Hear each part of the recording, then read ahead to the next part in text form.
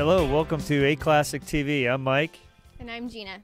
And we are looking forward to a wonderful evening tonight. It's been actually a great day. We've had Fox 59 come out and talk about this wonderful event that we've got this evening. Spring is right around the corner, and we're ready for a bunch of weddings to happen. Tonight we have a great list of vendors helping us out. We've got Detail and Design, Thomas Caterers of Distinction, Jim Sharon. We also have Roger Muller Videography again to help us out. And we have International Wine Markets providing the wine again for us to taste. We also want to thank BMG Productions. They set up all of the lighting. It's going to be another great event here at A Classic TV, and we will see you soon. Hello, Gary Brevard here once again with Designer Dialogue, and I have Vince with me here today, and he's with Thomas Caterers of Distinction. They'll be providing our food for our open house, and this wonderful new concept of wedding cake or dessert design here has caught my attention, so I thought I might ask him a few questions about it. Tell us about this wonderful, innovative creation you've put together here. Absolutely. We came up with this idea because the wedding cupcake idea has been so popular over recent years, and we were trying to think of what would be the next thing. So we took a traditional look of a wedding cake, kind of looked at some wedding cake designs, and then that's how we came up with the ribbon around the boxes. We made these wooden boxes and then put pedophores on it instead of cupcakes because they're a little bit easier to manipulate, a little bit smaller, so people can have more chances to try the flavors. We have traditional vanilla, and we also have a lemon raspberry on here. And look, here we go again, thinking outside of the box. We got a buffet that's hanging from the ceiling, suspended in air by chains. Now, how'd you come up with that? Well, it's just coming up with different ways to display. Gene Huddleston from Detail and Design has come up with the concept and makes it work wherever we can, where we have places to hang it from. Well, tell us a little bit about what we're going to enjoy tonight.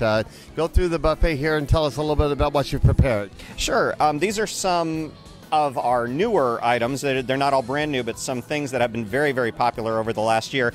Our kettle chips with white cheddar and caviar, which is very popular. People love to eat things off of potato chips, so that has been very popular. Our version of a caprese salad, so we've got the fresh buffalo mozzarella with the tomato, basil, little balsamic drizzle.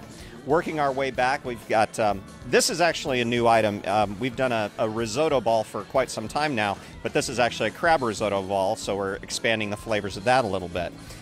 Also, another very popular shrimp that we do is the shrimp with the with the cheesy grits, which is was inspired by our Kentucky events that we've been doing the last couple of years.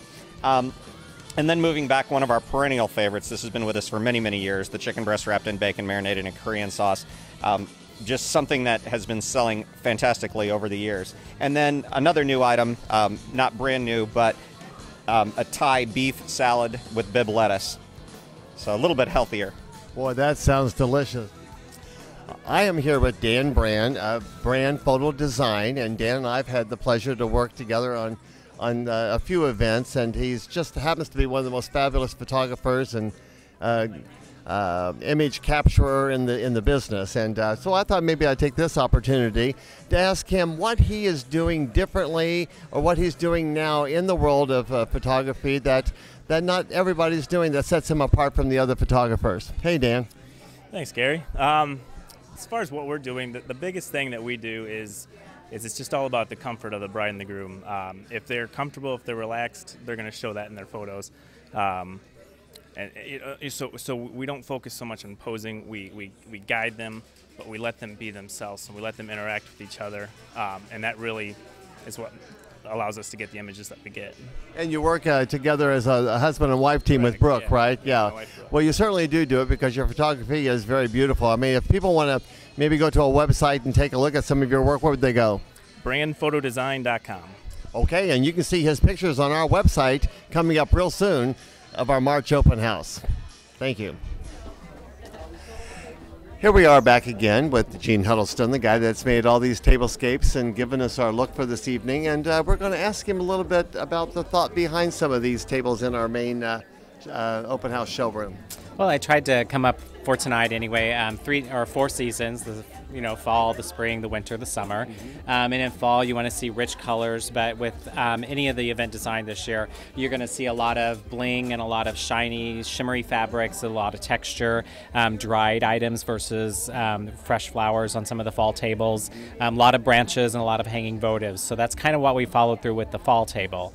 And also when you follow into spring, I always like to mix it up a little bit, so we've done lots of different sizes tables. Instead of 1, it's still a table of 10, but we used 6 tables, 3 of each size, to create it and give you a little bit of a bubble look versus the look of just one single round table. You might not want to do that for every table, but if you did it for 3 or 4 tables in the room, you'd get a lot of interest and people would be like talking about that event for many days to come. Yes, that's true. Yes, very soft colors for spring, very muted. Fall on the other end is very bold and bright and rich.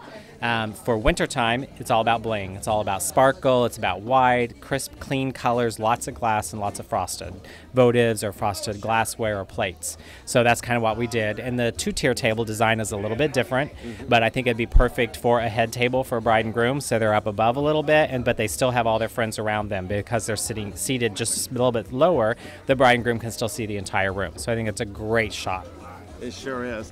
And what about this one here over here? Summertime is all about drama. The colors are rich, the fabrics are rich, so it's all about drama and dramatic colors.